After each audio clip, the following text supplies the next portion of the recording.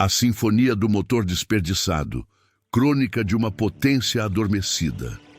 No grande ateliê, onde as nações são forjadas, repousa uma lenda sussurrada com uma mistura de admiração e pena. O motor Brasil. Não é uma máquina de aço e parafusos, mas uma entidade viva, uma obra-prima da engenharia existencial.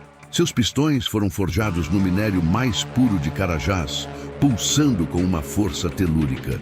Seu sistema de injeção foi desenhado para operar com a mais rica mistura de combustíveis do planeta. A doçura da cana, a robustez da soja, a energia dos ventos do Nordeste e a força das águas que movem Itaipu. Seus circuitos eletrônicos, de uma complexidade deslumbrante, brilham com a centelha da criatividade de um povo que sabe criar beleza do caos, que improvisa soluções geniais com os recursos que tem à mão. É um motor de Fórmula 1, sem dúvida, concebido para a pole position do circuito global, um coração potente destinado à glória. Mas o paradoxo que assombra esta lenda é a sua prisão perpétua. Por gerações, este motor de potencial infinito jamais conheceu um chassi digno de sua força. A cada nova promessa de um futuro brilhante, ele é novamente parafusado, com uma teimosia que beira o trágico no esqueleto de um carro popular. E não um carro popular qualquer, mas um modelo remendado, cuja estrutura conta a história de décadas de decisões equivocadas. Sua estrutura é torcida pela complexidade de um sistema tributário que mais parece um labirinto desenhado pela loucura, onde empresas gastam mais tempo decifrando regras do que produzindo. A suspensão, completamente arrebentada, é incapaz de absorver os choques brutais da inflação e dos juros flutuantes, fazendo com que cada solavanco na economia seja sentido diretamente na espinha dos passageiros. O povo que se agarra como pode, tentando proteger o pão de cada dia.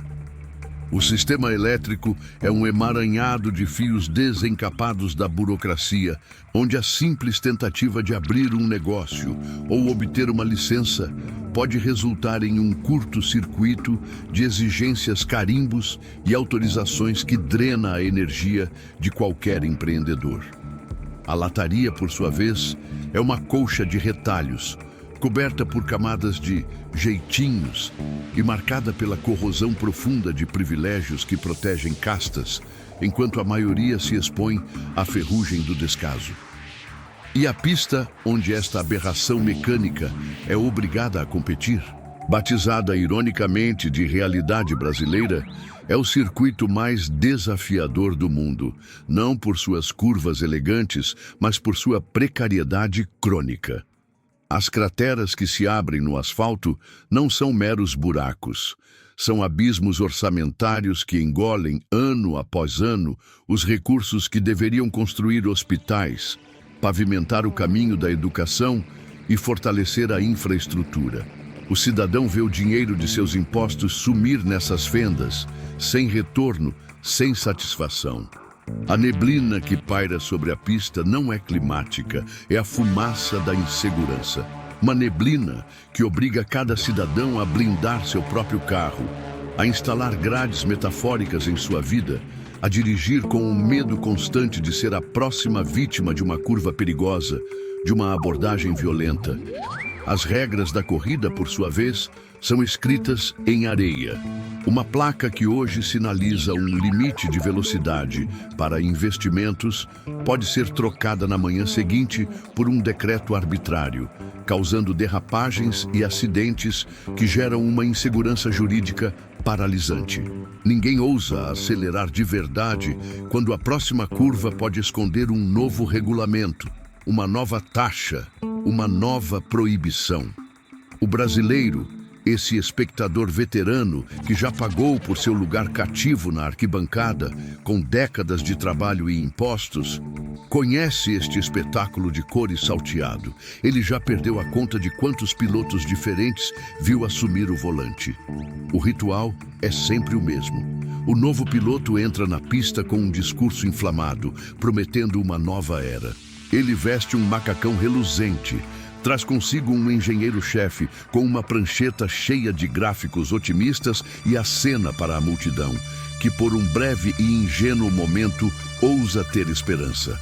O motor de Fórmula 1 é ligado, seu ronco ecoa pelo vale da história e a nação prende a respiração. Mas a largada logo revela o roteiro de sempre. O piloto, em vez de se concentrar em ganhar posições, em estudar as melhores estratégias de ultrapassagem, parece obcecado com a política do paddock. Ele gasta uma energia preciosa em discussões ideológicas com os fiscais da corrida. Em vez de construir alianças com as equipes de ponta, aquelas cujos carros dominam o pódio global, ele insiste em confraternizar com pilotos de equipes menores, cujos carros são notórios por quebrar ou por nem sequer respeitar as regras do jogo. Ele chama isso de soberania, de visão de mundo alternativa. Mas, na prática, as portas dos melhores boxes, dos centros de tecnologia mais avançados, se fecham para ele. E então vêm os obstáculos concretos. Nosso carro, carregado com o melhor do agronegócio, chega a um checkpoint crucial, um porto europeu que representa a entrada no mercado mais rico do mundo. Ali, um fiscal de prancheta verde o impede de passar. Ele não questiona a qualidade impecável da carga, mas exige um mapa detalhado, um documento de georreferenciamento que prove que cada grão de café, cada pedaço de carne, não veio de uma área remotamente próxima de uma árvore derrubada. Para o grande exportador, é um custo. Para o pequeno produtor familiar, cujo GPS sempre foi o ciclo do sol e da chuva, é a exclusão sumária. A carga é barrada.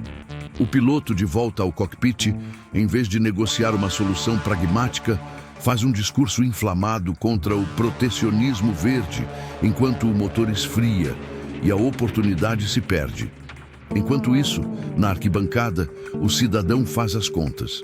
O ingresso para assistir a essa corrida medíocre está cada vez mais caro. A gasolina que o trouxe até aqui subiu por causa de um imposto que voltou. A conta de luz de sua casa, mesmo com os reservatórios cheios, continua a subir, empurrada por contratos e reajustes que ele não compreende. O preço do pão, do arroz, da carne, parece dançar uma música que só toca para cima, ignorando as melodias otimistas do índice oficial de inflação. Ele olha para o lado e vê, em seu celular, as fotos enviadas por um parente que se mudou para as arquibancadas de outro circuito, talvez nos Estados Unidos. As imagens mostram pistas bem cuidadas, carros de todos os tipos correndo livremente, segurança e uma sensação de que o esforço individual é recompensado com movimento para frente. O choque de realidade é brutal. Ele percebe que o problema não é a falta de um bom carro, mas a qualidade da pista e a competência da equipe. A frustração se aprofunda ao assistir ao mesmo capítulo da novela, dia após dia. Quando a economia superaquece e a inflação dispara, o piloto culpa a guerra em um continente distante ou a cotação do petróleo. Quando um pneu fura e a violência explode em uma cidade, ele culpa a herança deixada pelo piloto anterior. Quando o motor engasga e o desemprego aumenta, a solução nunca é uma reforma estrutural do chassi, mas um pacote de bondades, um remendo estético, um aditivo paliativo no tanque que gera uma fumaça de alívio momentâneo antes que o problema real volte mais forte. A corrida invariavelmente termina. Nosso carro cruza a linha de chegada numa posição que não reflete nem um décimo de seu potencial. A equipe de pilotos e engenheiros, no entanto, celebra. Eles destacam que a largada foi boa, que uma determinada parcial foi acima do esperado, que apesar de todos os desafios, conseguiram manter o carro na pista. Celebram a mediocridade como se fosse uma vitória épica, enquanto as outras equipes já estão no pódio, abrindo o champanhe. E no silêncio da noite, na oficina fria, o grande motor de Fórmula 1 repousa. Ele não está quebrado, pois sua essência é a resiliência. mas está cansado. Cansado de ser subutilizado, de ser acoplado a projetos que limitam sua natureza.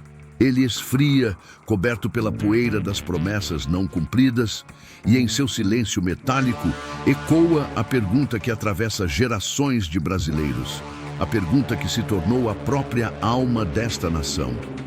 Quando? Quando um piloto com a coragem, a visão e a competência de um verdadeiro campeão finalmente terá a decência de nos dar um chassi digno, uma pista decente e simplesmente nos deixar correr livremente em direção ao nosso destino?